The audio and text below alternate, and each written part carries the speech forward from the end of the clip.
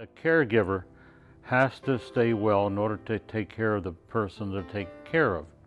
When it comes to memory care and like Alzheimer's or vascular dementia or whatever, it's the caregiver really doesn't realize over time that it's very difficult to take care of the partner who has the disease.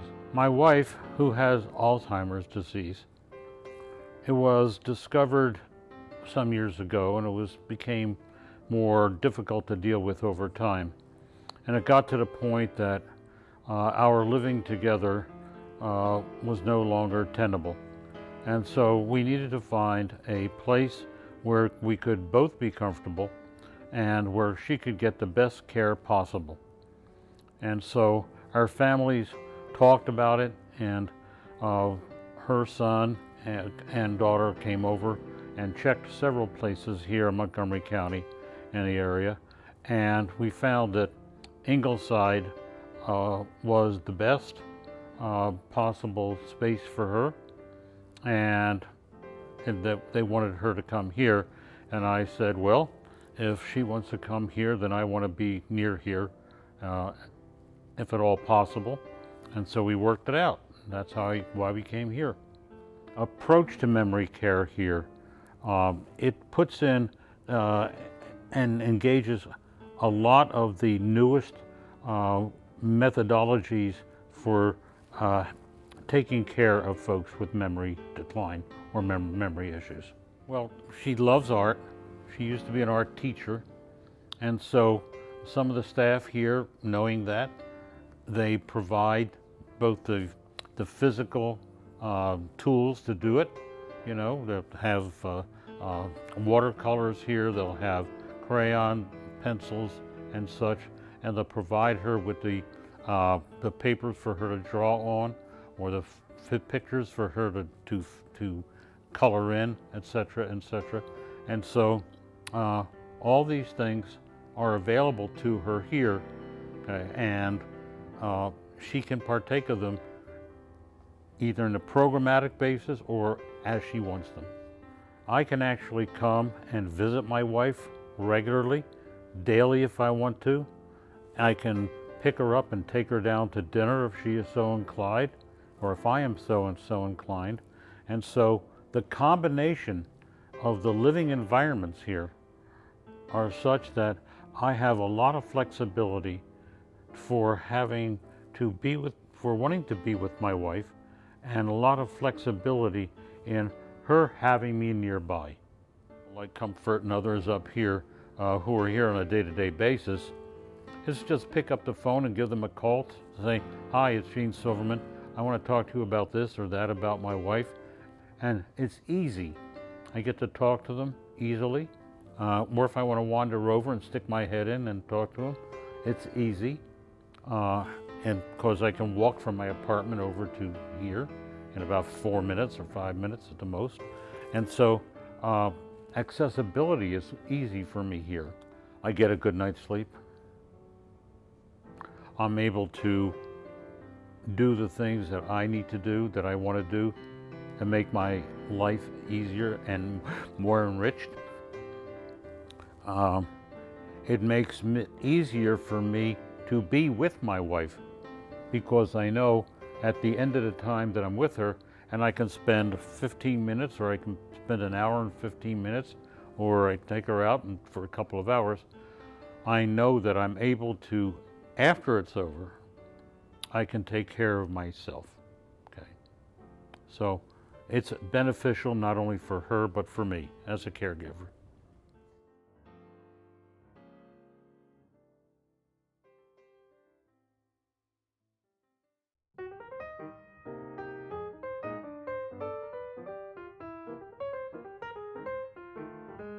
One of the benefits to people with dementia to join us in memory support assisted living is the socialization.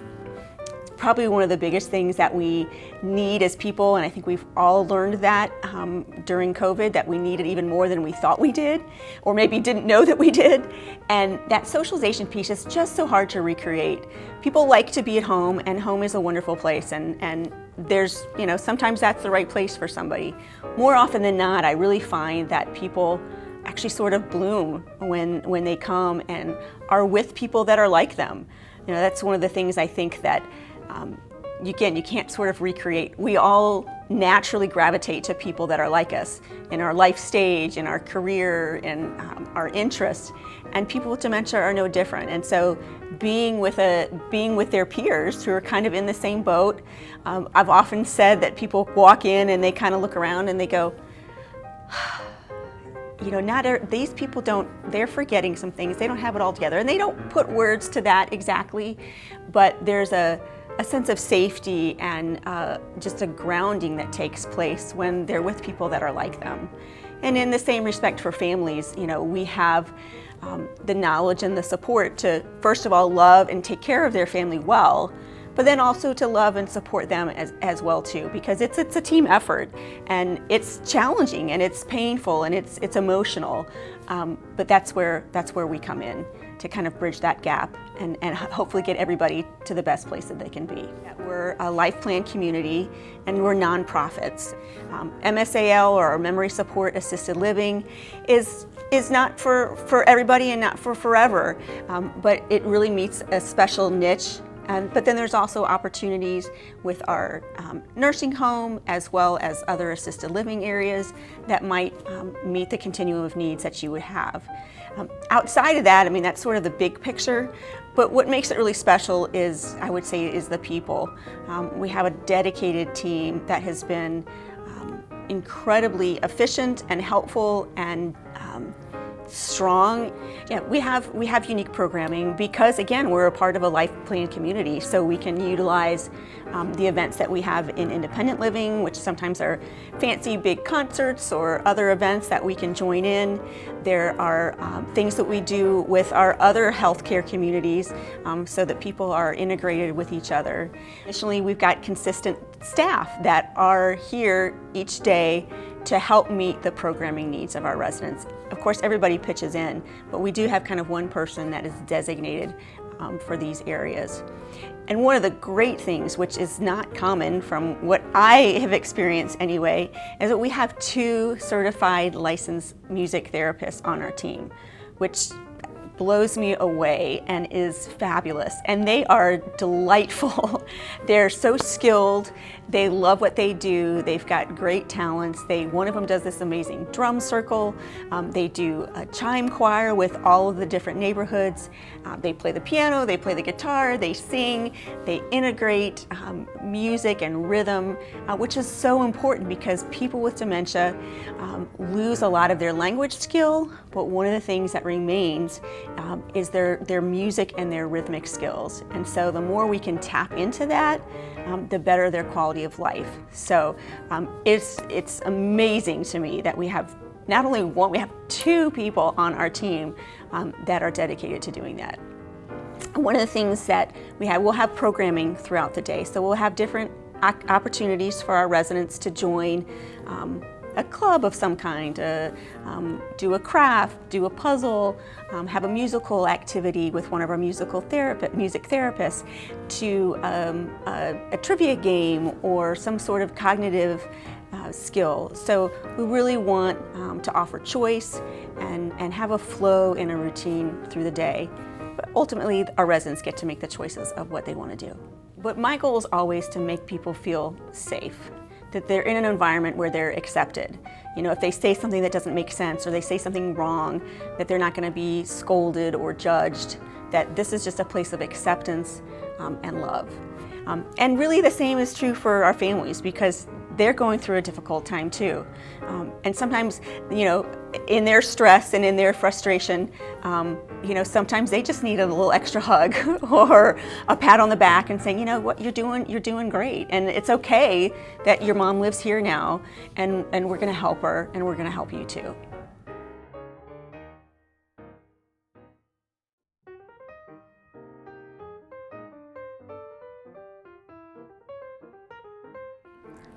We looked around a lot of different places. They're all different economic and still different models that they had.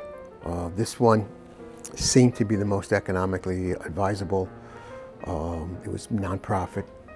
They seemed to care. And I like the fact continuing care, so we can stay here. And as she moves in her progression of her disease, I can just stay in the same place. So we did a lot of research around this community. My family lives in Virginia. I have a brother in Virginia, and I'm up here in Maryland. And based on the fact that the proximity to me, who is going to probably be the most primary person helping with my family up here, this was the place that offered the most balanced level of care. So it would go for the whole life cycle of what my mother would need.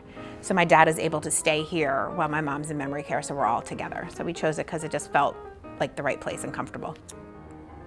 Continuing care retirement community, I think, fits my need best. And it seems to be that you don't have to get up and move as you move through the process of someone going to memory care. It's all in one position. I've seen a lot of people here, maybe 4 or 5, that came from some other place. When their spouses came here, they had to move here, so they had to pick themselves up and move. Again, I like the economic model. It was something that worked for me, and works. It was the main deciding factor. That's all we wanted, because we wanted to make sure that everybody's here in one place, and that my dad can always come over in a minute and take care and help with something with my mom, and that way we didn't have to go too far away from everything, and it has all the levels, which is perfect. I'm on my own, but I'm still able to come over and see her at dinner and help feed her, and just come over whenever I want. Actually, I can look out my window and see her window across the way, and I can tell when she wakes up, so I know when she's up and when she goes to sleep too. When you come here, everybody knows my mom, and they know her a little bit better than I do, even because they're with her 24/7. So it feels like a home, which is the most important thing that you can feel.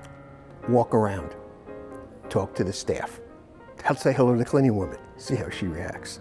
Say hello to the janitors, see how they react. And one thing I noticed is as marketing was showing me around, I stopped and talked to some of the people that were working here, and they all seemed happy.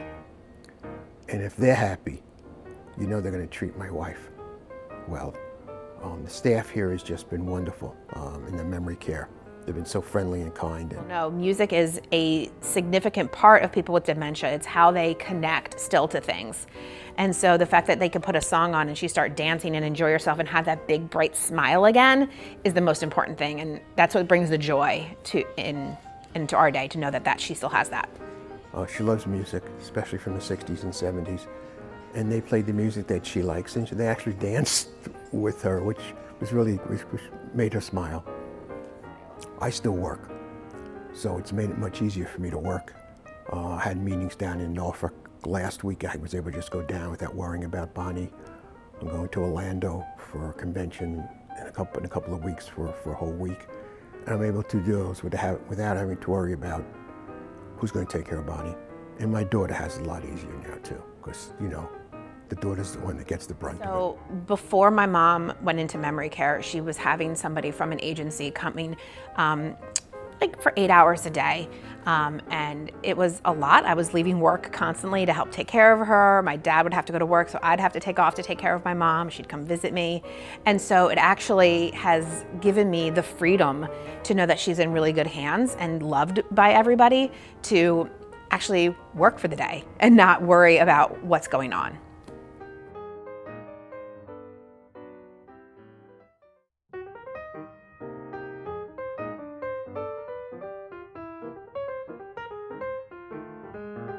Our programs are designed to reflect those identities and their personal history.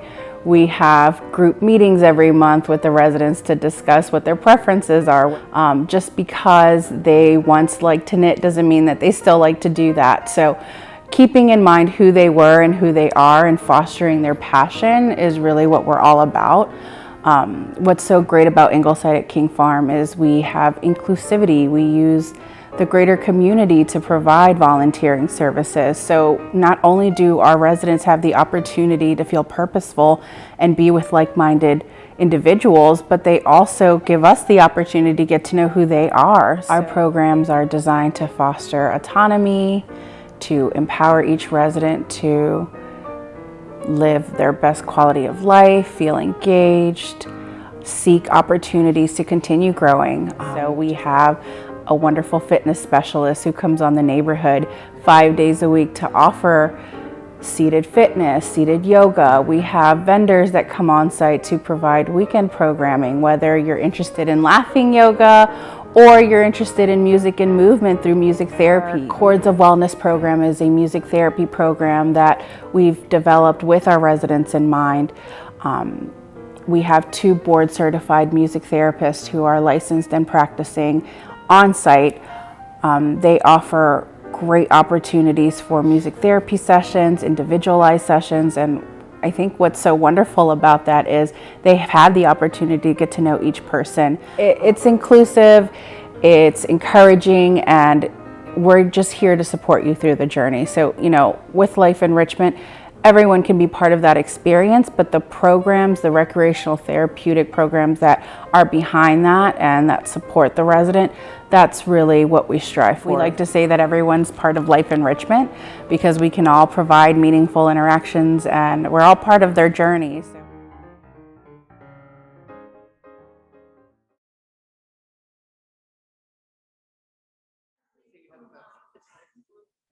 All right, can you all hear me?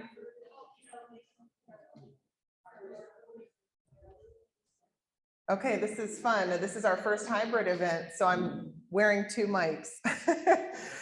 So for those of you who are joining us virtually, welcome. We are here at Ingleside at King Farm. We have a room here where we are gathered together, enjoying some refreshments and looking forward to hearing from author Jolene Brackey. I am Kirsten Parsons, the Director of Healthcare Sales for Ingleside. We do have communities in Rockville, Maryland, where we are today, Ingleside at King Farm, Northwest DC, Ingleside at Rock Creek, and then our sister community in Woodbridge, Virginia, Westminster at Lake Ridge.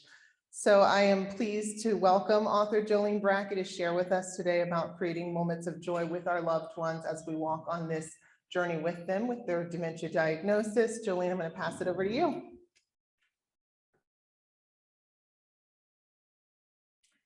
Jolene, you're going to want to unmute.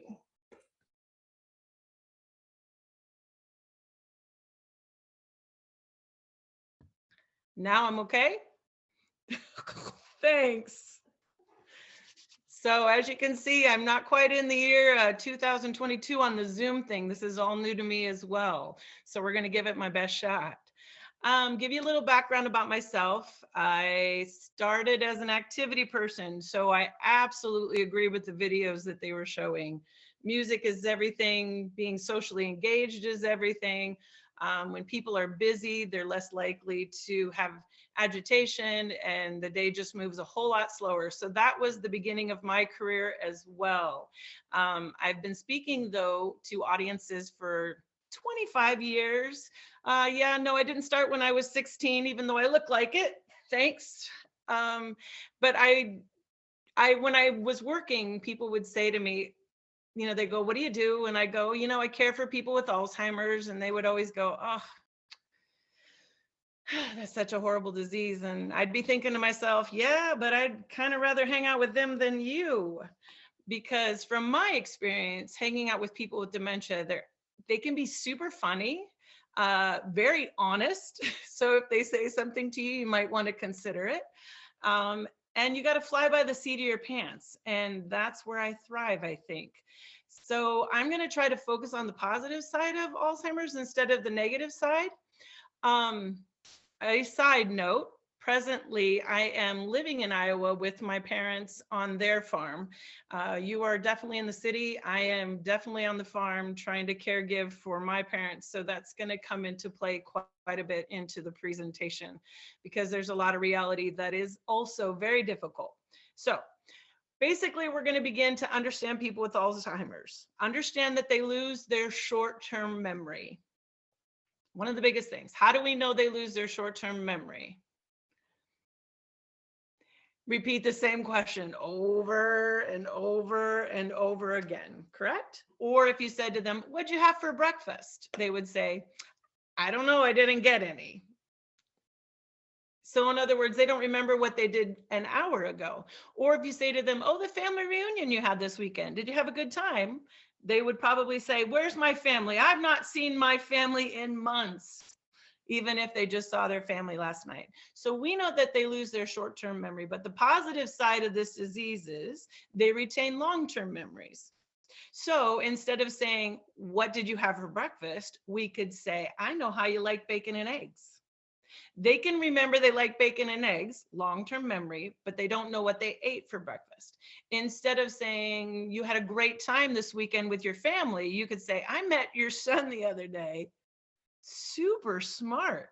I don't know where he got that from. So you can remind them who their son is, but not from this past weekend. Does that make sense? Whose responsibility is it to chat about those long-term memories? Ours. So I want to encourage you, every conversation needs to focus on the memories that they still have, the memories that they still have. So one of my joys is walking in the rain. And it is raining today, so that I thought I'd bring up this story. But one of my joys is walking in the rain. And I was out walking in the rain one night, and I walked into the nursing home thinking, gosh, I'm going to create a moment of joy. And this lady, she comes up to me, she goes, oh, honey, you are so wet. Can I get you a towel? And I said, actually, I love a thunderstorm.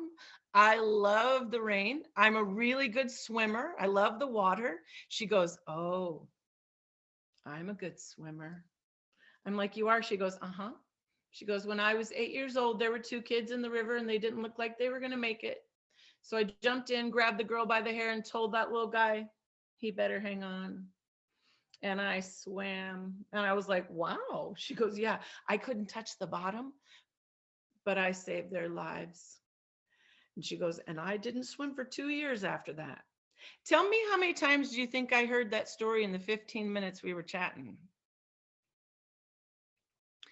Over and over and over again. When someone has dementia, yeah, you get to hear the same story over and over and over again. You can go, ah, if I have to hear that story one more time, you can do that. But you can also think to yourself, this story leaves her with a good feeling. So I'm going to tell you, a little bit later, 2 months later, I walked into the community, walked directly to that lady, and I said, have you been swimming lately? She said, no. But when I was 8 years old, there were 2 kids in the river. Didn't look like they were going to make it. So what did I have to say to trigger her memory? Swimming. What triggered her memory first? My hair was wet. When you find something, when you find a story that they love to tell, let them tell it over and over and over again. Do you think they would get a better day simply telling the story they want to tell? Yes. And when they get a better day, who else gets a better day? You do. All right. So the other thing that's a little more confusing about Alzheimer's, as the disease progresses, they get younger in their mind. How do we know they get younger in their mind? In other words, they lose more and more and more memory. How do we know this? By the questions they ask. So they might ask about their brother. Where's my brother? Who's no longer living? They might ask for their mom, who's no longer living. We've got to figure out what age they're living in their mind at this moment, because this is the memories that they're rolling on. This is the memories that they're rolling on. So when anybody asks for anybody, I always want to make the world feel like it's okay for them. So if they say, where's my brother? Where's my brother? I'm going to say, he's out fishing in the creek. In other words, I want to find out where they think their brother would be, because that's the answer that will give them a feeling that their brother is okay. If they say, where's my mom? Where's my mom? I want to say, she's in the kitchen baking bread. So you got to figure out where they think their mom would be for their mom to be okay. Because how many times do they ask the same question throughout the day? Over and over and over again. So you've got to come up with the answer that makes them feel like the world is okay, but then share it with everybody. Because let's just say you have a sister who lives in Alabama. Okay. So she calls mom on the phone, and mom asks the question she's been asking 50 times a day: where's my brother? And sister said, you know that your brother Bob isn't living anymore. Nobody said anything. Nobody even told me, where's my brother? So who suffers the repercussions when other people are telling them the truth? The caregiver. The caregiver. And people will say this is lying, correct? This is the biggest thing. And I want you to take this home with you, but this is the biggest thing. People think this is lying when you say your brother's fishing down at the creek. It's not lying, it's living in their truth. And their truth is that their brother is probably 15.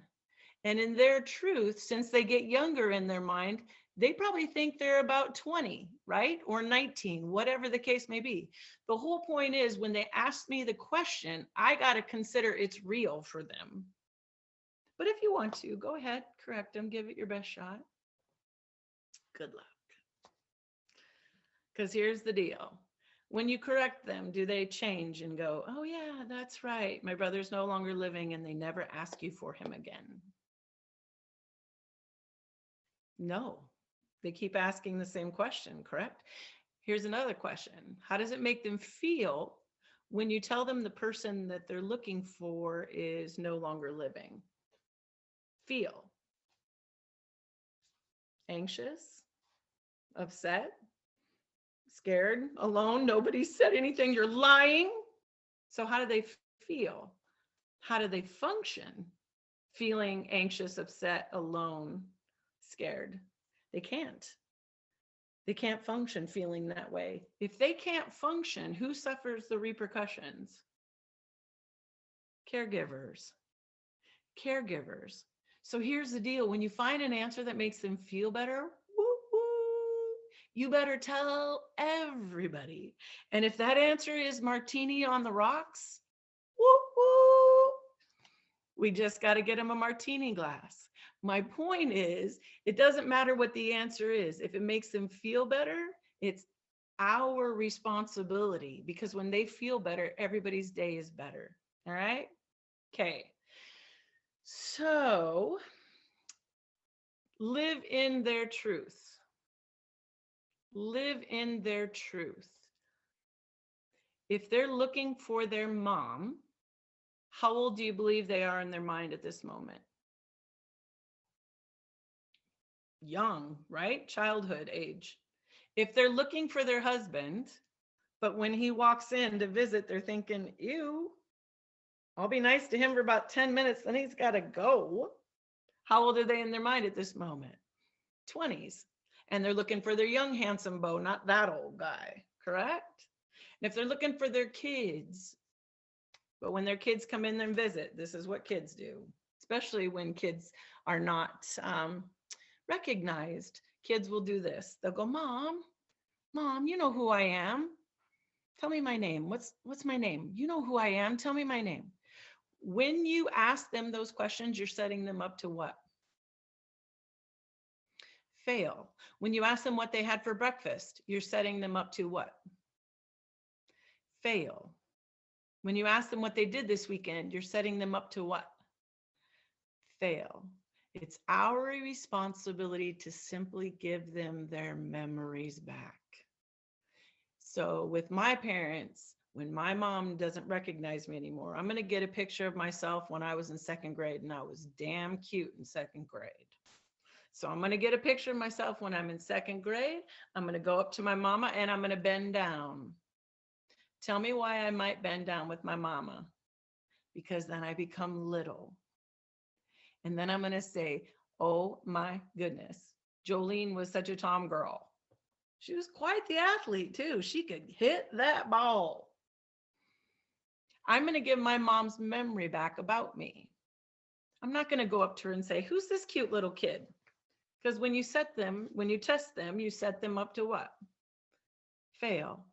But I'm going to tell you the key to all of this, being with people with dementia, is not what you're saying. What's the key to trigger memories? The picture. The closest thing to their memory is not what we're saying. They usually don't understand words coming out of our mouth, but the closest thing to their memory is what they see, what they touch, what they feel, what they smell, what they hear. So if they grew up near a train track, hearing a train whistle will trigger their memories, even if you just put headphones on and you have that sound.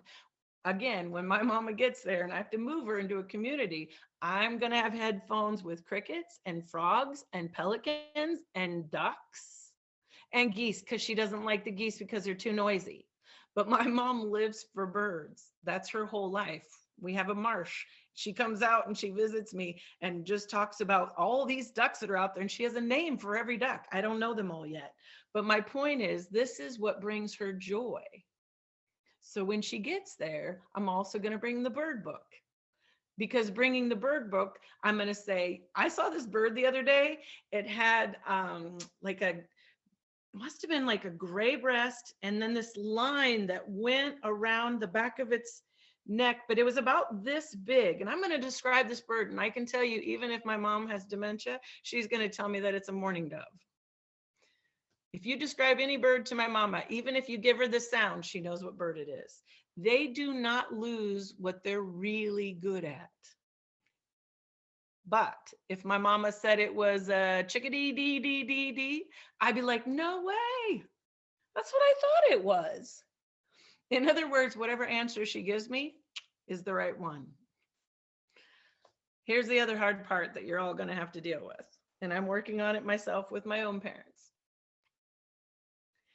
Stop correcting them. Stop correcting them. So in other words, if my mom sees 4 geese on the marsh, guess who else sees 4 geese on the marsh? I'm not going to say, hey, no, Mom, there's 6 out there. Nope. I'm going to just like, really, 4 geese? So however my mom talks about the picture she's seeing, I'm going to affirm her conversation. Because when I affirm her conversation, guess who's more likely to relax and enjoy it? We all are. Correct? Does it matter how many geese are out there? Absolutely not. Does it matter what day you went to breakfast on? Here's the other thing that's super funny. So both of my parents are still at home. And it's actually my dad who doesn't have very good memory, right? So my dad will say, on Wednesday, we went to the cell barn. My mom will stop him and say, no, dear, it wasn't Wednesday. It was Tuesday. And then my dad will say, we had fried chicken. And my mom will stop him and say, no, it wasn't fried chicken. It was coffee cake. Stop it! Do we think at any point my dad is going to look at my mom and say, hey, thanks. You're so smart. My mom constantly correcting my dad's story, which happened even this morning. My mom constantly correcting my dad's story. What's it doing for him? Ticking him off. When my dad's ticked off, who suffers the repercussions? My mom. And here's the deal. When you have the inkling to correct them, I need you to ask yourself, what they're saying, what they're doing, is it hurting anybody? Does it matter what day it happened on? Does that hurt anybody? You got to let it go. Does it matter what they ate? Let it go. But I'm going to tell you, my mom has seen my presentation 20 times and reads my book. It's right next to her nightstand. She's read all 5 editions. Do you think my mom can stop correcting my dad? Not at all. So I'm going to say, as a family member, you got to be gentle with yourself, because for how many years has my mom been correcting my dad? 60 this year. 60 years she's been correcting my dad. Do you think just because you've seen this presentation, they're going to be able to go, oh yeah, that's right. I even had a conversation with her. I said, it doesn't matter what day, please, let's just not fight with them. Just say, okay. Just say yes. Just say, uh-huh. Just agree with whatever he's saying. Can she change? No. Do you know my mom has a bachelor's degree, super smart, raised 6 kids beautifully. Look, right here, one of them. Do you think she can change? No, because my mom has been correcting my dad her entire existence. Now, here's the deal. me being the outsider now as a caregiver to help my mom, guess who's got to let that go? Because I'm wasting my energy to say to mom, hey, let's not correct him anymore. My mom's doing the best she can as a caregiver. I need to let them be as they are because they've been this way for 60 years. You know, I know a ton about this disease. Do you think I can let my mother continually correct my dad without correcting her? No, it's kind of insane. Here's the deal. When you have an inkling to correct them, which, for example, would be maybe your dad wears the same pants 7 days a week. Yep, they look awful. Yep, they got stains on them. Yep, they got food on them. Yep, wearing the same pants 7 days a week. Question to ask yourself, wearing the same pants 7 days a week, does it cause you physical pain? Nope. Might annoy you. Definitely annoys my mom. So she gets upset that he doesn't change his pants. When she gets upset because he doesn't change his pants, what are we asking for? Conflict. Again, when my mom gets angry, my dad gets angry. Do you think anybody wins in the end? No. It's unbelievable. So in my book, if you want to read it, you want to give them a reason to understand to change their own pants. Does that make sense? So for my dad, it might be, we're going to church this morning. That would be a reason he would understand to change his own pants. I also might put water on his chair, or even, God forbid, spill jelly on his lap. Because when he sees it and he feels the jelly, then whose idea is it that he probably should change his pants? His, because he sees it and because he feels it. But I still got to let go of my expectation, because to get dressed once for dad is difficult. Once. To get dressed twice with my mom helping him bend over, it's not safe. So there are things you've got to let go if you're still taking care of them at home. And also decide. Anybody physically getting hurt? If nobody's physically getting hurt, let them wear what they want to wear. And you might need to go get 7 of those pants. But here's the deal. If I come in and I said to my dad, look what I bought you at the store, who's going to be pissed? Because I spent his money. So you also can't give them what you want. Does that make sense? You can hide it in the closet and bring out a pair and say, I got them at a garage sale for 10 cents. You want to try them on? And maybe he will, and maybe he won't. But you got to let go of your expectation of the outcome. Did you hear me? Let go of your expectation of the outcome. If they're not doing what you want them to do, who needs to let it go and walk away? Good luck. That's going to take therapy for some of you. Because here's the deal. You're a caregiver and you know that you're right. They haven't had a shower in 7 days. You're going to get them in there. Oh, okay. Well, they think they just got washed up this morning. Yep, you're the caregiver. You think you're right. They've already had 3 bowls of ice cream and that's enough because they're diabetic. I'm pretty sure that's why we created insulin, but never mind me. Point is that how many bowls do they believe they've had of ice cream? None. And they would like a bowl of ice cream. Thank you. You're the caregiver. You think you're right. They've worn those pants 7 days a week. Why did they put on those pants? Because they like them. Do they remember they wore them yesterday? No. So here's the deal. You're wrong. Again, that's going to take therapy for some of you. In fact, it's taking therapy for me right now. And my therapy is playing pickleball in the morning so I can take a little aggression out on a ball and not out on my parents. But my point is, if you consider that you think you're right and you're going to get them to believe that what you think is right, good luck. Good luck. When you fight with them, stress level goes up for both of you. Functioning goes down. Nobody wins, and you waste a ton of energy, and you need that energy. You need that energy to even survive this journey. Which brings me to my next point. The only reason I've been home for the winter, because I knew that my mom needed help for the winter. I'm basically her assistant. However, mom needs help, I'm here to help her. But my mom said she's fine. She doesn't even know why I'm there. She's like, what are you doing here? I'm like, you know what? I just wanted to be in Iowa for the winter and below zero weather in a camper. That's what I wanted. No, but that was the truth of it. But my point is, they don't think there's anything wrong. The caregiver and the person with dementia. They're fine, right? Yeah, they're fine. My dad doesn't think there's anything wrong with him, correct?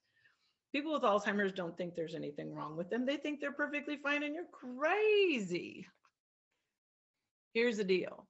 No one is going to say, hey, I need someone to take care of me.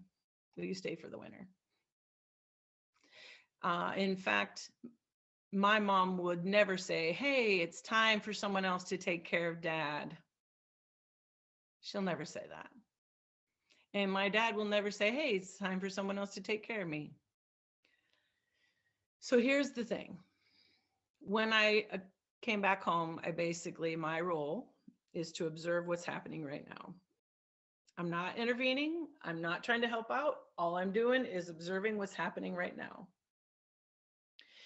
And to make a decision on whether someone else needs to take care of dad, guess who I'm watching? I'm watching my mom. Because research shows that my mom will pass away before my dad. Because the people who are stressed here, the people who are suffering here, are not the people with dementia.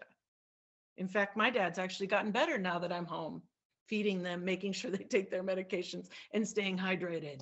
My dad's gotten better. Guess who's gotten worse? My mom.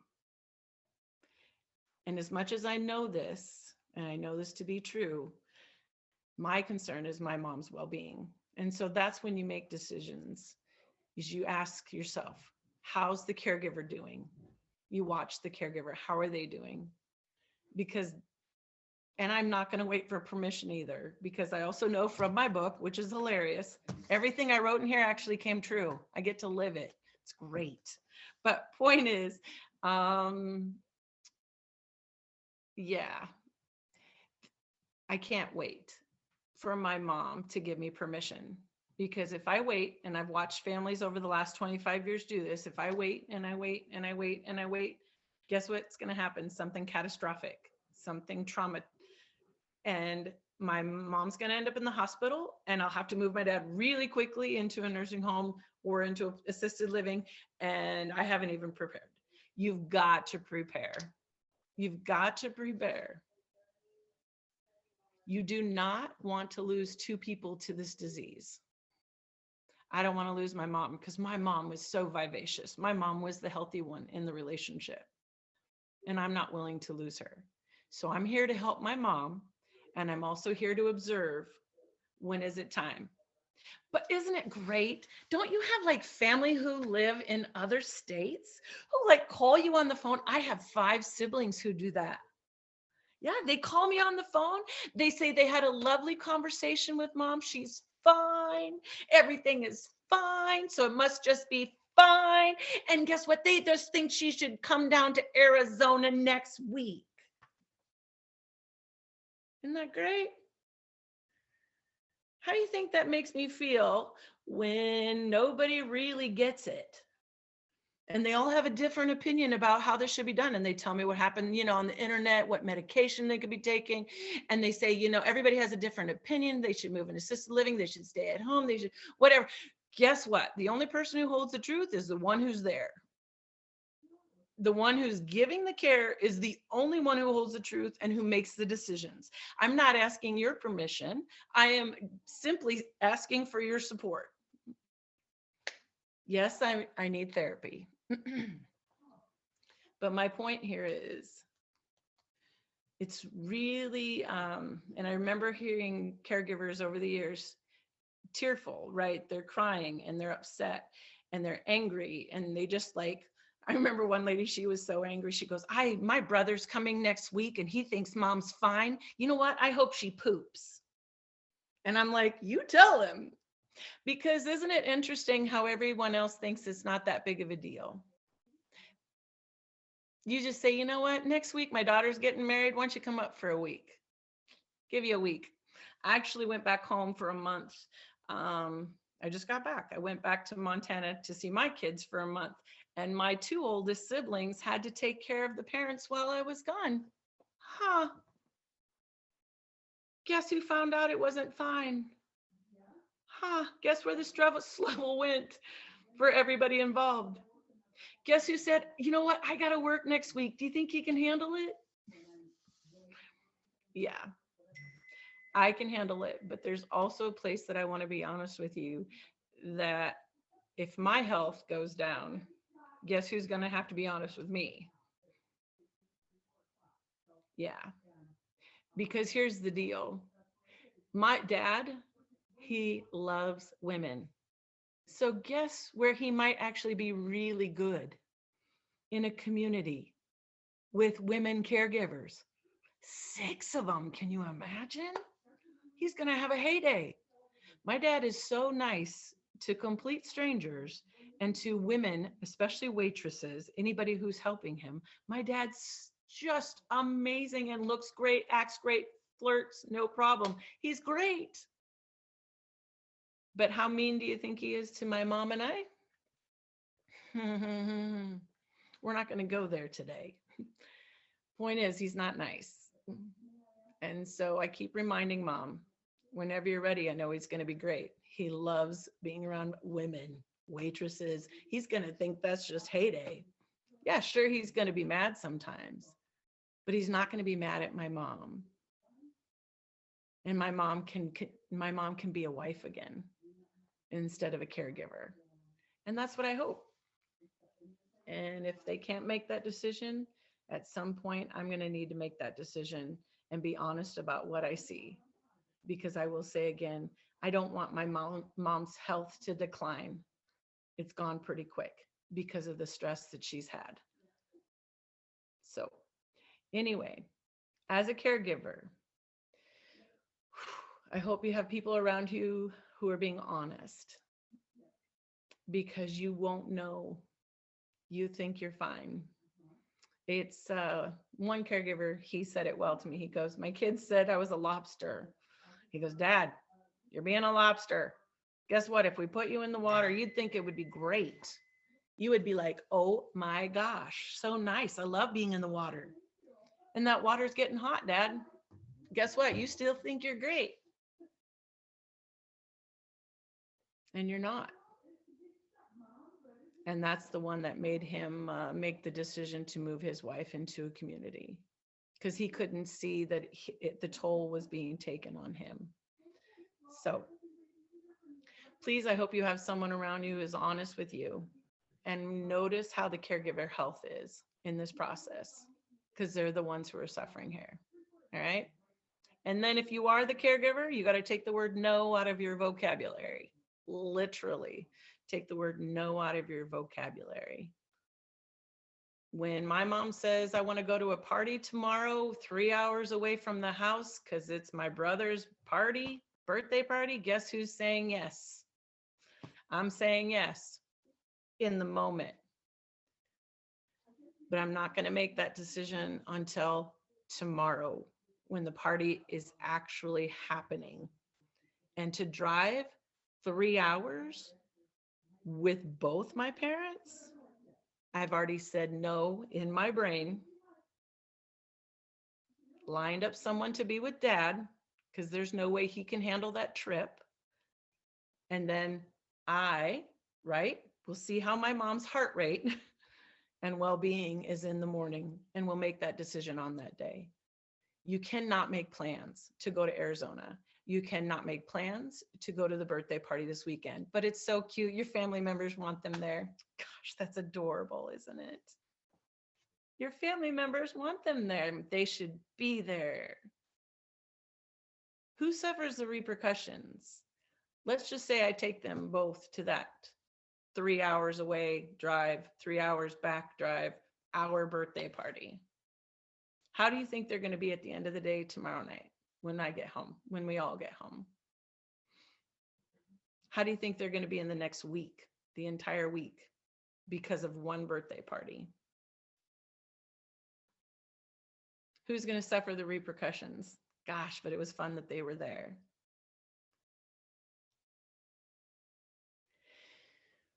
I'm going to slow down on this one.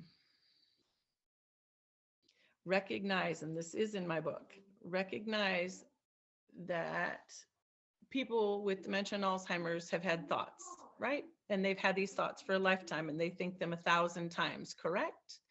So because the thought of a birthday party, my mom is automatically going to say, I want to go, because for how many years has she been going to 20 grandkids' birthday parties? Her entire existence. So this is a normal thought for her.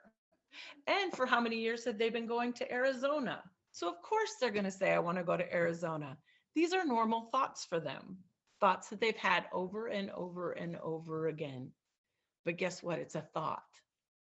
It doesn't mean it's a good idea, because the reality is catastrophic. Not for other people, but for my mom and for the caregiver, me, that is going to be catastrophic. So here's the deal. When they have a thought, I want to paint, just say okay. When they have a thought, I want to go for a walk, say okay. When they have a thought, I want to drive, say okay. Because here's the deal. If you say no, you're asking for conflict. And when you conflict, you fight, correct? So I say okay to everything to my parents all the time. Okay, sure, yeah, But my dad's not driving. In fact, there's no keys that he can find. So now he's pissed because he can't find the keys. Great. He should not be driving.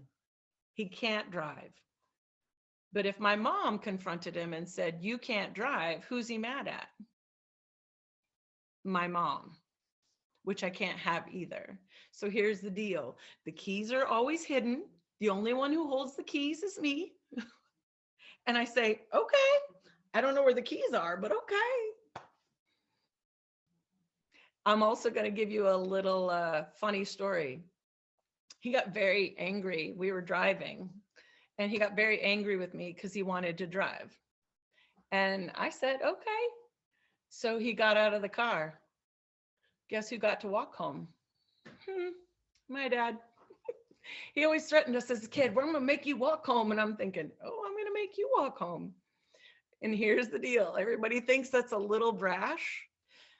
But imagine if we would have stayed in that car and my dad grabbing my arm and saying, I want to drive. And he becomes aggressive with me in the car. Not safe for anybody on the road. So it was very cute. One of my friends basically said, oh, let's just do what Jolene says. She just, her book says, just be nice. It's not about being nice. Number one, it's about safety. Number two, it's about not fighting with them. So I give you all sorts of ways to not fight with people. But as for being nice, you need to draw lines. And you need to keep those lines for the safety of everybody involved. And it has been amazing to me living in a small community. I hope they don't do that there, but living in a small community, everybody knows everybody. So guess who still has a valid driver's license? My dad, because he knows Julie, the one who gives the tests. And we went to the doctor yesterday and I wanted his doctor, his lifelong doctor, to tell him that he shouldn't be driving. Guess what the doctor said? He asked what kind of Mercedes was it. I'm like, you're asking what kind of car my dad wants to drive it? I'm like, really? Is that important? Just tell my dad he can't drive. Do you know they didn't even know what to say to my dad? I'm like, this should just be a given that the doctor's to blame that he can't drive. My brother's to blame that he can't drive. But me being home with him and mom being home with them, he can't be mad at us. Does that make sense? Because we're the caregivers. We're the ones who are there. If we tell him he can't drive, who's he mad at? Us. When he's mad at us, it's not okay. Raises my mom's blood pressure.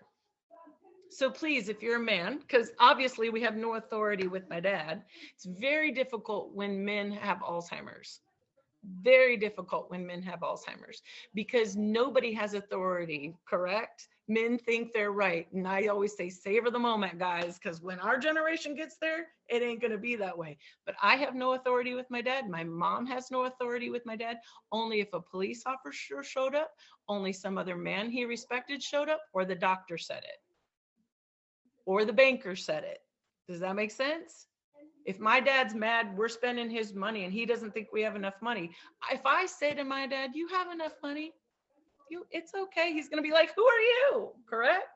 But if the banker says it and I get a sheet of paper from the banker that shows him he's got 25 grand in the bank, then he's going to believe he has enough money and not be mad at us for spending all his money. But the only person who has authority in his generation is the banker. And I'm going to tell you, if he does find the keys and get in the car, guess who's calling 911? Because he can't drive. He can't. Under any circumstances. And I need to make that clear because it's not easy to take the keys away. It breaks their spirit when they can't drive. But you know what? Someone's life can be taken if I let my dad drive on any level. Please hear me on this, okay? Again, I make my decisions and you make your decisions. What they're doing right now, could it hurt me? What they're doing right now, can it hurt anybody else? What they're doing right now, is it going to hurt them? If what they're doing right now doesn't hurt anybody, let them do it. But if anybody's going to get hurt on any level, another man or someone else is going to have to say, you can't drive. Make sense? Okay. Is there any questions? I can talk for 24 hours if someone would let me, but is there any questions? Because I feel like if anybody has any questions, but I can keep rolling if you want me to keep rolling. So Jolene, we can answer, can you hear me okay? Yeah, for sure. We can answer one question that we have in the chat. Any pointers for when it's time to move someone from home when you are the caregiver? Yes, very much so. Great question, because I'm about there. And it's also in my book under It's Time to Move. So don't feel like you have to remember everything I've said. Ingleside will have books available. So just know that all this information I'm talking about is in my book, especially when other people aren't, what's the word? Agreeing with what you're doing. You could say Jolene says, you can blame me, like I'm the doctor, right? Or I'm the expert on Alzheimer's, whatever that means, I don't know. But point is, you can show them in my book. Let's not correct them anymore. Let's take the word no out of our vocabulary. Anyway, it's all in the book. So when it's time to move somebody, they're not a part of the process. My mom also says, it's not time. Dad doesn't want to move into a nursing home. He's not a part of the conversation. Does that make sense? Because when you make them part of the conversation, are they going to say, okay, yeah, I'm ready? No, that's not going to happen. The ones who are giving the care are the ones who can see that it's time. And you just make the decision. Their favorite kid, whatever that may be, favorite neighbor, favorite friend, whoever, takes them out for coffee, takes them out for breakfast. My dad, he loves to go to breakfast in Mason City. It's an hour away. Takes him about 3 hours to have breakfast. Point is, they can't see the process happening because that will cause agitation. Anytime there's somebody in my house, in Dad's house, whether they're fixing the shower, whether they're cleaning the carpet, doesn't matter. My dad gets so mad any time of noise or people in the house, except for when Jessica comes over. You know, Jessica's the caregiver we've hired to help. He loves her. Anyway, point is that he can't see that the move is happening. So someone takes him for breakfast, the favorite kid, and I'm going to take a picture of his chair upstairs. You can do this ahead of time. In fact, do a lot of these things ahead of time, of course. But I'm going to take a picture of his place of comfort, which is his chair upstairs, correct, with the remote. And I'm going to say what's on the end table, usually a Dr. Pepper, his remote, and he doesn't need a blanket. He just wants his chair and the remote and a Dr. Pepper. Popcorn. Gotta have popcorn. That's like a staple. He'll sit anywhere as long as there's popcorn. But I'm going to take a picture of that place of comfort. The end table is on the left-hand side. The popcorn obviously is then on the left-hand side. The Dr. Pepper's on the left-hand side. The Dr. Pepper needs to be in a can.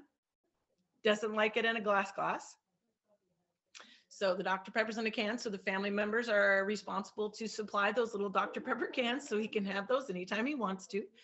And then I'm going to take a picture of his greatness. He has a room that is a fishing room. Basically, it's all his. He loved to fish. So he's got pictures of him holding fish. He's got pictures with my 4 brothers going on fishing trips. He's got sculptures of fish, whatever. But I'm going to take stuff from his fishing room and I'm going to move that as well. When he was younger, he looked good, all of those things. So anybody who walks in the room can say, wow, handsome man. He loves it when he's handsome. But anyway, handsome man. And you're a fisherman too?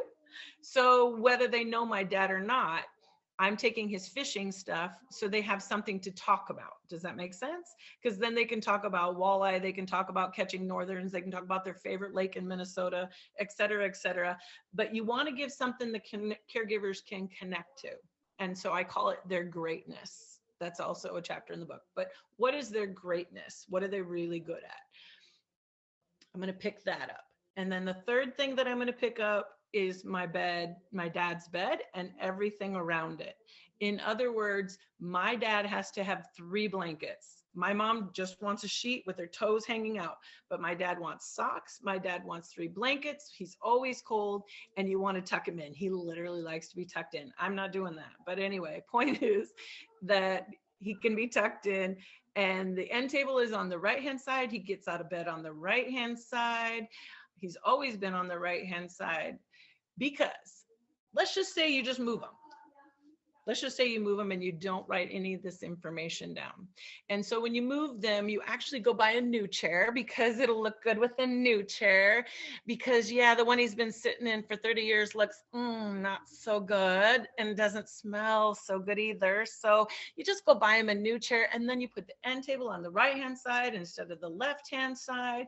And he doesn't have his Dr. Pepper because he's a diabetic. So nobody wants to give him Dr. Pepper. And so there's not that there. And he'll get popcorn on Thursdays, you know, because they make popcorn on Thursdays. And then not his bed. Actually, they give me the bed and we're going to put it on this wall. So now he's got to get out on the left-hand side. His end table's on the left-hand side. He doesn't have his feather pillow. He has foam pillows and he just, you know, has a basic quilt, you know, not 3 comforters. He just has 1 quilt with a sheet, you know. Bed looks beautiful. And we don't bring any of his fishing stuff. Do you think my dad's gonna think this is his room? Will this ever become home? Absolutely not. So here's the deal. No matter what the chair looks like, you gotta get it cleaned and you gotta wash it and you just gotta move it in. They love those old orange chairs. They're great. Here's the other thing. He needs his pillows, his 2 feather pillows. He needs a supply of Dr. Pepper. I will never, ever forget this older gentleman gave me this quote, and it's in my book as well, but I love this one. I'm going to say it slowly, if I can remember it. The less we interfere with a person's lifestyle, the better they will adapt to a new environment. The less we interfere with a person's lifestyle, the better they will adapt to a new environment. And again, my dad may never see this as home, but holy cow, I'm going to tell everybody it's the best cafe, the best diner in town, because my dad loves breakfast. He loves to go out for breakfast. He loves the diner. He's always stopped at truck stops. So that would be the story that I would tell you to tell him if he doesn't know where he is. Because these waitresses will distract him the entire time. And he's very charming and very fun. So that's how I would move somebody. Take a picture of three things: their place of comfort, their greatness, and their bed and everything around it, and don't move it. Don't rearrange it, because their body will remember that the end table's always been on the, left-hand side. So their body will remember even though their brain can't. So you want them to stay as the highest functioning that they can. The other thing to move that I think is super important, we forget it a lot, I would go through my house and I would say, what am I going to put in a box to let everybody know who my dad is? Because I want other people to get to know my dad. I don't want him to focus on Alzheimer's. If you focus on Alzheimer's and what stage he's in, and he's the man with Alzheimer's and 313, you're going to lose the person. You're going to lose my dad. And there's a lot of wonderful things about him as well. But in my dad's box, I'm going to put his Bible, and I'm going to mark the quotes that he loves the most, the 10 Commandments. He can, whatever. Anyway, I'm not going to go into my childhood memories, but the Bible will be in there. Fishing tackle box will be in there, and you got to leave the hooks as they are. It's so funny. We always think, we can't leave those hooks in there because he'll get stabbed or, snagged. Who's more likely to snag themselves with my dad's fishing lures? You or my dad? You. So again, we take things away because they're not safe. And in my opinion, if this person has had it in their life for a lifetime, there's nobody safer around it. Same thing with a pocket knife. I'm going to put a pocket knife in there. And I'm also going to put a pliers in there, the little vice grips, because my dad doesn't leave without a vice grip and a pocket knife. Point is, you're going to go, he can't have the pocket knife. He might stab somebody with it. Here's the thing. How old were they when they received a pocket knife in their generation? 6 to 8? Who gave it to them? Maybe a friend, a grandparent? When you take it away and he checks his pocket, what does he think? He's got robbed. Somebody took his pocket knife. Now who's upset? My dad. And then you're going to medicate him because he has behaviors because of Alzheimer's, when in reality, we took out of his pockets what gave him security. There are 5 things men have had in their pockets for a lifetime that give them security, and you need to give them back, because how many times do they check their pockets? If my dad doesn't have a $20 bill in his hand, do you think in his wallet, do you think he can leave the house? No, there is no worse feeling for a man to be without cash. And again, it doesn't have to be real $20 bills, but I'm thinking to myself, holy cow, if I can supply my dad with the $20 bill and give you a stack of 20s and someone else finds them, whoop, whoop, we're creating a moment of joy for that lady over there too, who found my dad's $20 bill. So we need to let money float around, especially for men, because that is their security, correct? And that pocket knife, put a little super glue in it. It doesn't need to work. He just needs to have it. And that vice grip, yeah, he might fix something. Sorry about that. But he's always had a vice grip just to pull out and use. He needs to have in his pockets what's been in their pockets for a lifetime. Same with women. They need to have their purse. If they don't have their purse, I don't care how many times you say to them, it's okay. Your daughter has it. It's okay. We put it in the bedroom, safekeeping. No, they're not going to feel secure here until they have their purse. And their purse will be filled with sugar packets, apples, napkins, credit cards. But as long as it's heavy, they've got a sense of security. And as long as they got stuff in their pockets, men have a sense of security. So that's the other thing that I would move. But back to the box. I think every person who moves into a new community should bring in a box. And yes, everything will get lost. everything. So you're going to want 10 wallets, 10 purses, et cetera, 10 pair of pants that he wears every single day. Anything that gives him security, you want 10. You don't want one, because if you just have one, guess what gets lost? Everything gets lost. And then you ask the staff to go look for the sweater you bought your mom yesterday. How long does it take staff to find the one sweater that you bought your mom yesterday? And then you ask over lunchtime when they're busy to go look for that one sweater. I'm going to ask a simple question. Would you rather have staff being with people or looking for stuff?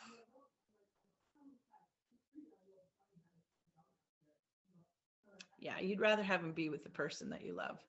So it's the family's responsibility to make sure whatever gives them security to get 10 of those things, 10 of them. So they can go, oh yeah, I think I found your wallet. And they can go get another wallet. Does this make sense? Please, yes, please. Because we blame a lot of behaviors on Alzheimer's. And in reality, I don't agree with that. I believe there's a reason why they're doing what they're doing, why they're upset, why they just got angry. Don't ask them why. Because if you ask somebody, what's wrong? What happened? You've just asked them what? To talk in a complete sentence and remember, both of which they can't do, so it only gets worse, correct? Please stop asking them what's wrong, what happened. I really wish my mom would stop asking my dad questions, period. Because she'll be like, do you want to go to the ball game tomorrow? I'm like, stop asking him questions, because it's not till tomorrow. Or she'll say, oh, do you want to go to the doctor? I'm like, of course he's going to say no. We need to stop asking questions. But basically, when the time comes, it just happens. Does that make sense? Please don't ask someone what's wrong, what happened, or try to get into the story. It only gets bigger. I pretty much just act like I understand everything my parents are saying, even though I understand nothing most of the time. And I say, okay, all right, huh. And then if my dad's really upset and he thinks somebody took his keys, I said, you know what? I'm going to go look for them. And I leave the room and I go to the bathroom, because literally I'm not going to go look for him. But he needs to see that I did what? Listen to him, correct? Because he's the boss, correct? Because if I stand there and say, Dad, you can't drive, who's going to come at me? Yes. So keys need to be in that man's pockets. Again, I'm not your teacher. I'm going to back that one up a bit, because some people, it doesn't matter and it causes more problems. Point is, I'm not your teacher. In all of this, I sound like a teacher, but in reality, the person you're caring for is your teacher. And so you just try it. And if it works, woo woo. If it doesn't, don't do it again. But if it works, woo woo, tell everybody so everybody can be on the same page. There is no experts, is what I'm trying to tell you. Every single person with Alzheimer's or dementia or whatever they're going through is going through it completely different. I think I cried for about a month because I realized I know nothing when I started taking care of my parents. I had no idea how to do it. I had no idea. I hadn't lived with them for 40 years. I have no idea how to take care of them. And supposedly I'm an expert. But I'm going to tell you, my book is solid. It was pretty funny. I have to do this thing where I go, what would Jolene say? And then I remember what I would say. Because holy cow, when you are emotionally involved and you have history with this person, guess who tends to fight with their dad? Yeah, guess who loses? How many years have we been fighting? Since I was born. So my point here is, be gentle with yourself and consider other people can do this better than you. Because my mom thinks she's the only one who can do this. Not true. I remind her that other people actually, my dad would be better with them. He's nicer to strangers than he is to my mom. So consider that. But my mom thinks she's the only one who can do this. Not true. My mom has history with my dad. They've been playing roles for a lifetime. I can't change either one of them. They're going to fight. Jolene, that's so helpful. I think there's a follow-up question. You answered, I think, really well in terms of how to set up the move and to go through kind of those logistics and the literal transition process. What about in terms of the actual timing? I mean, whether that's working with professionals who are part of their clinical team, but how do you know that it is the right time? How do you know that it is the right time? Good question. I'm going to go back to my first thought. For me, if my mom's health declines further, it's time. That's how I know. I look at how the caregiver, how the spouse is doing. And if she continues to decline at the rate that she's been declining, it's time. I think it'd be easier, honestly, in the fall, because you can say just for the winter. There's a reason they would understand to have someone else be with them just for the winter. And you're not to say they're here to take care of you. Does that make sense? Because they don't think there's anything wrong with them, right? But literally you can say the pipes have frozen. So until we get it fixed, and the pipes are forever frozen. Does that make sense? In the summertime, you can take the roof apart, show them that the roof is leaking. I know these sound extreme, but again, going back, you can't get somebody to reason who can't reason. So you're not going to get them to get why they need to, because they don't think anybody else needs to take care of them.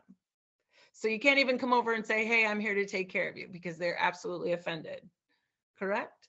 I wish I could give my mother a cast and put it on her arm, and she'd go with me on this story, and Dad would see that she can't take care of him. Does that make sense? Because emotionally and physically, she's exhausted, but he doesn't know. He doesn't even consider her, right?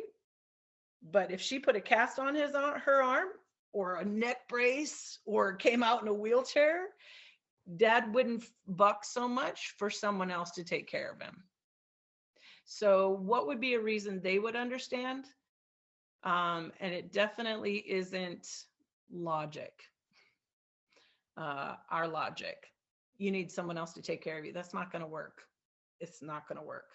They've got to see that the person who's taking care of them can't take care of them, or there's got to be a weather situation, like the weather, or the house is falling apart, whatever. But it's got to be something else other than Alzheimer's, because they're not going to get that. Does that help?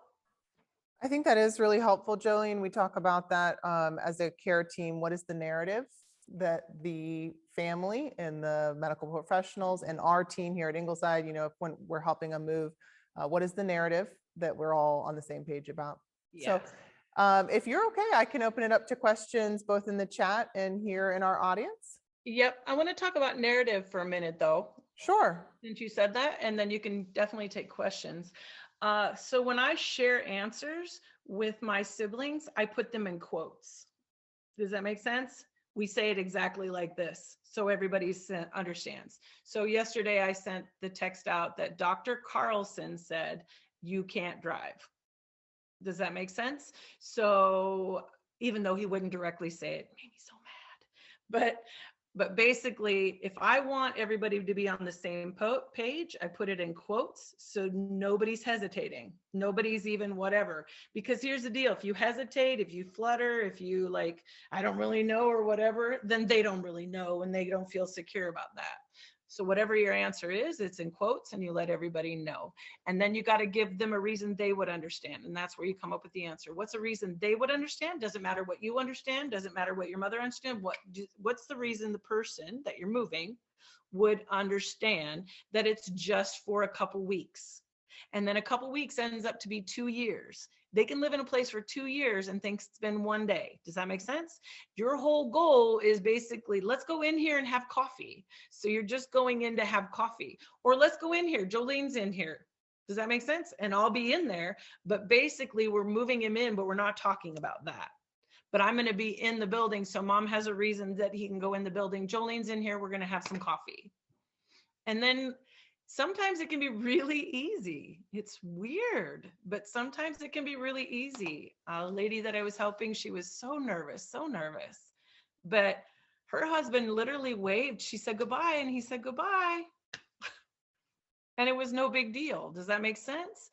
I think our history makes it scary because we're still using words like convalescent home. We're still using lockdown. We're still using word. Ingleside doesn't have any of that language, but in our history, right? In our history, what they were brought up, when someone lost their mind, they were hauled off to a lock ward, correct? And they still have that image in their heads that you're never going to move me into a nursing home. It's because of the history in their brain. It doesn't mean that that will actually happen when you move someone in. They may actually adjust really well. Sure, you're going to have hiccups, but I'm going to tell you, you're with people who know how to do this. I know how to do this. When I was with them, I knew how to do this. With my dad, heck no. But when I was with people I didn't know, I was amazing. Henceforth, my position in life. But you think it's going to be bad, and it might be better. I don't really know. But you got to try. There. Questions? All right, so I'm going to open it up on this end here. We've got somebody in our room who's going to walk around with a mic. And then I think we've addressed the questions that are in the chat. So. Okay. I could keep rambling. You've been so helpful. And we have a book provided to everybody who's here in the audience, and those of you who are joining us virtually, please do reach out and I can provide a book to you as well. So any questions here in the audience? Mandy has a mic. Jolene, we might be coming up on dinner time, and that might be the only thing anybody has a question about. Well, I can continue with something I think is pretty important. Well, then I'm going to sit back down and then we'll wrap up. Yeah. Yeah. You want me to continue? I think it's really important to recognize that the only person who will teach you what to do and what not to do is the person.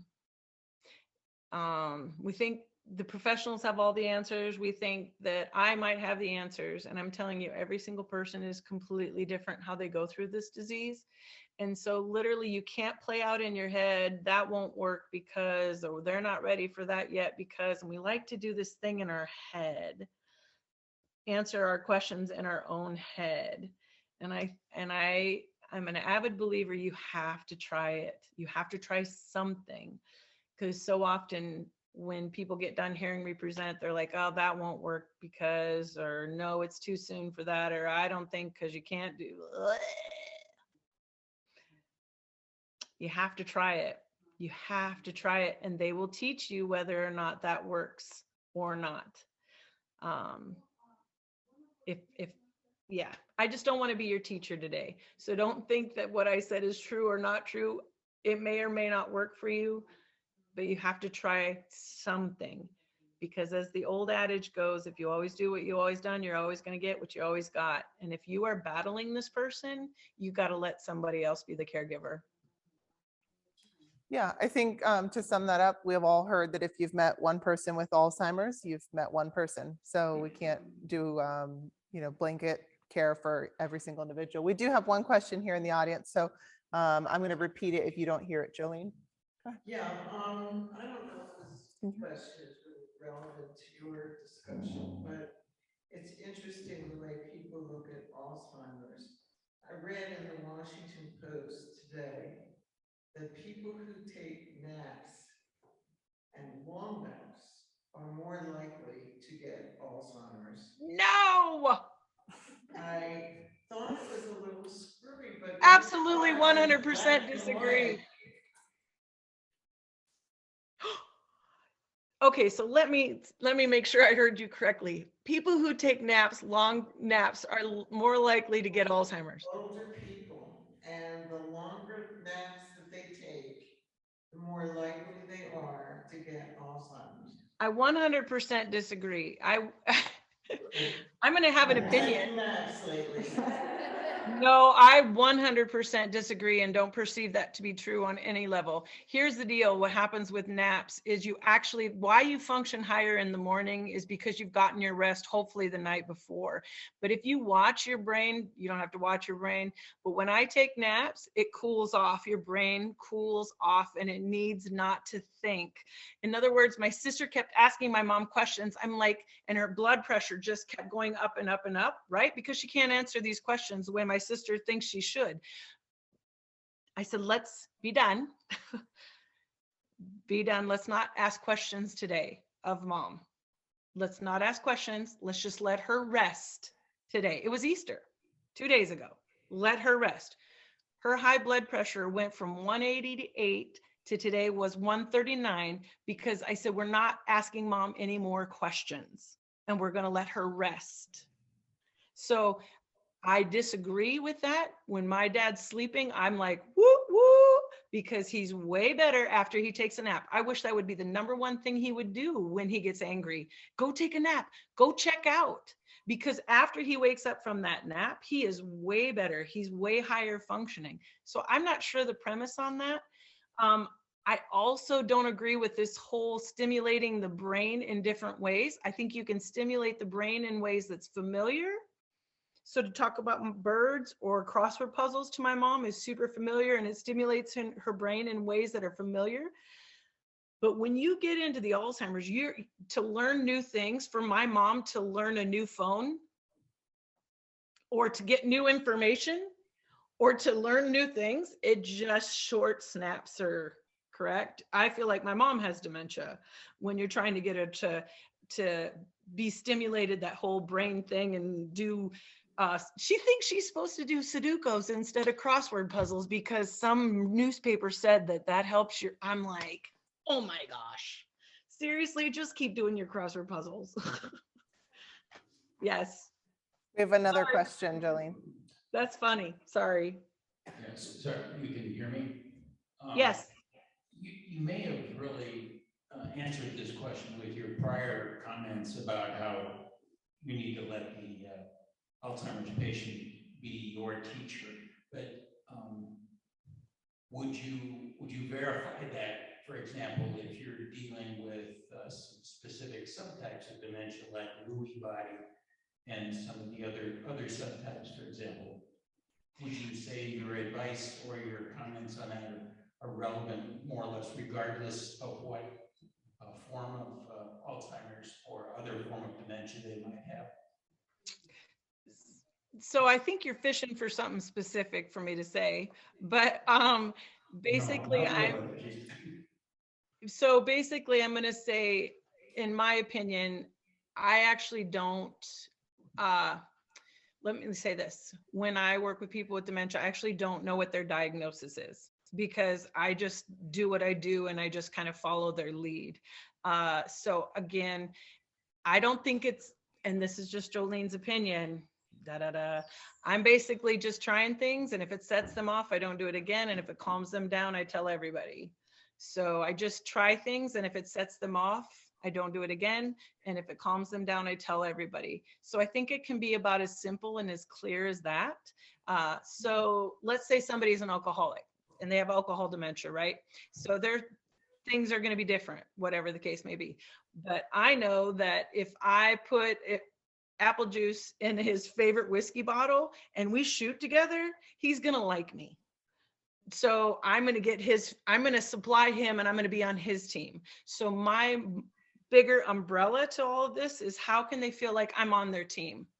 I'm on their team. I'm not going to battle them. So if they tell me something like there's dead people in the basement, we got whores walking around here, I'm going to call the cops. Right? And I leave the room and I don't go call the cops, but I want him to feel like I'm on his team. So however I can make him feel like I'm not bucking them, they're more likely to cooperate with me. So again, I don't think it matters what their diagnosis is, but again, I was wondering if you're looking for something specific because every person is different. And I don't think it matters. I think perhaps, Jolene, what we're saying is a teacher for the things that bring them joy. not necessarily a teacher for when to transition or some of the other questions that we have. There is a whole lot of care, the medical nuanced care for somebody who has dementia. They're not our teacher for any of that. But in terms of today's conversation, what brings them joy? They're the teacher, they're the expert. They're the ones that when we try something and they rise to that occasion and enjoy that, then we do that again. And so in that sense, nobody knows better than they do. Yes, there. I thought I was not hearing something there. So good. So again, like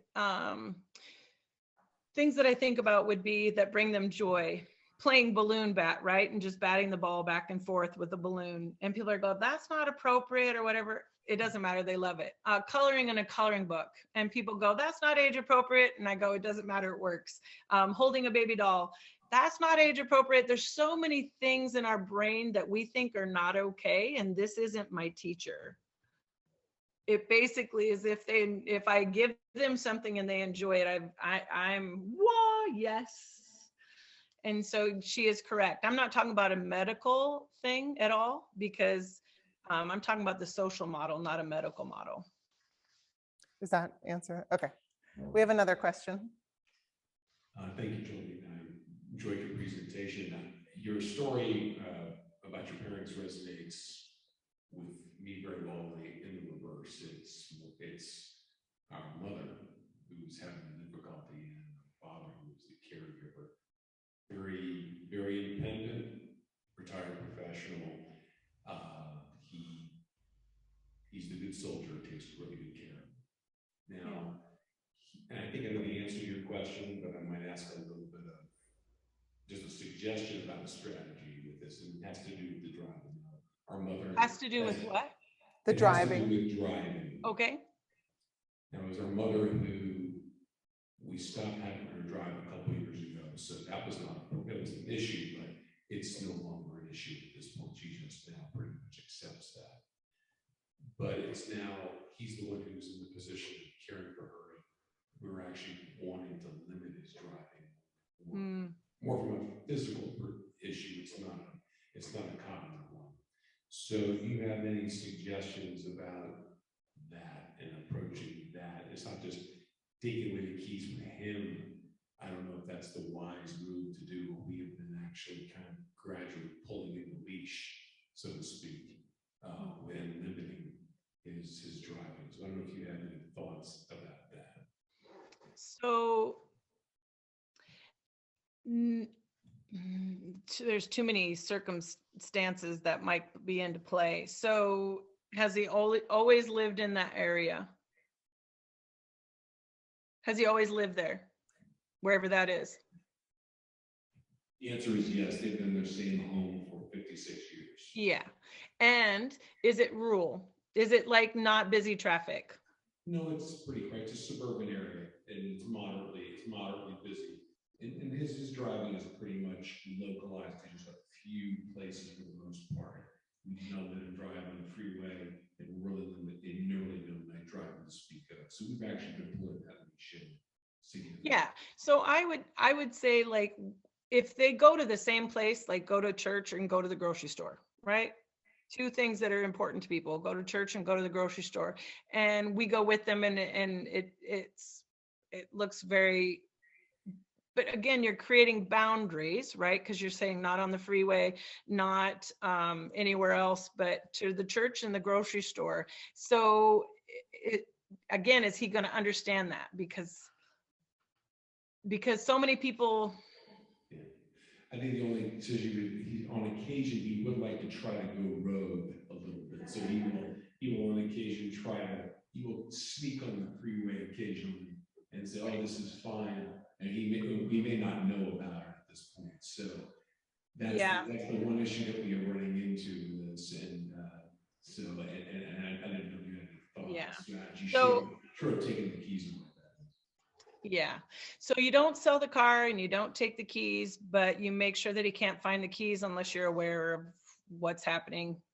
You don't sell the car because he needs to see the car in order to maintain a spirit that he can drive if he wants to drive. So don't ever sell the car.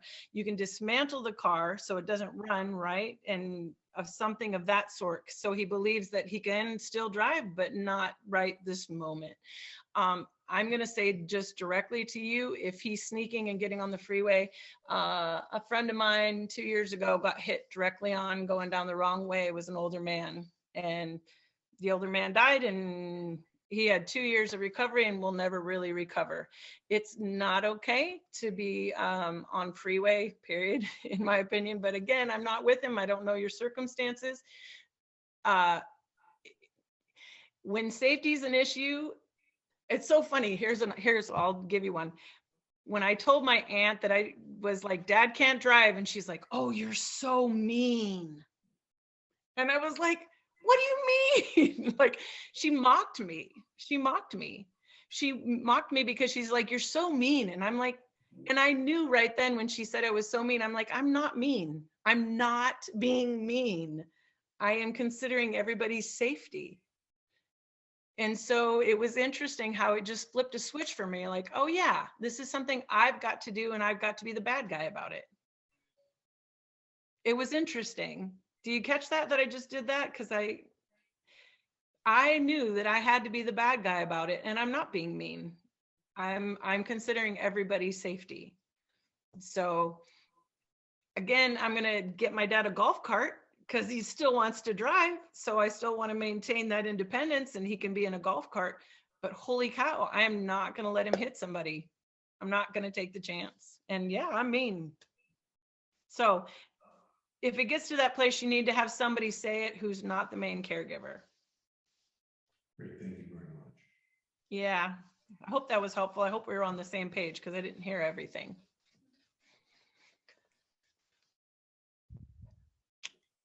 So Jolene, we might be wrapping up. I don't see any more questions in the chat. Any other questions here in the room? All right, well, thank you so much. It's such a joy that we have your book to share. So it's almost like this lecture tonight continues. Yes, please. And if you literally have any questions, just my mind is in that book. I recently, feels recent. Someone says I need to write another one, but just open up just a chapter. Just take it simple day by day. Don't try to take everything you heard today and do it. Caregivers are incredibly fragile. I feel incredibly fragile. What I have to continually remind myself is what's happening right now. What best decision right now? Because if I try to figure this out, if I try to fix it, if I try to use my expert brain, it hurts my brain. It's a lot of stress, and I can't afford that stress because I may be here for the next year. You've got to maintain your energy, and trying to fix it or figure it out is insane. The only thing you can be is present in the now and have decisions coming from that place, not from what happened, not what's going to happen, but every day I wake up and I go, just today, just right now, do the best that I can, just right now. And that's it. Otherwise, I won't make it, and you won't either. I hope it's helpful. Thank you so much, Jolene. All right, well, you have a wonderful evening, and I appreciate you joining us today. You're welcome. No problem. All right, to those joining us virtually, please do reach out if you'd like a copy of Jolene's book. Thanks for being with us today. You're welcome.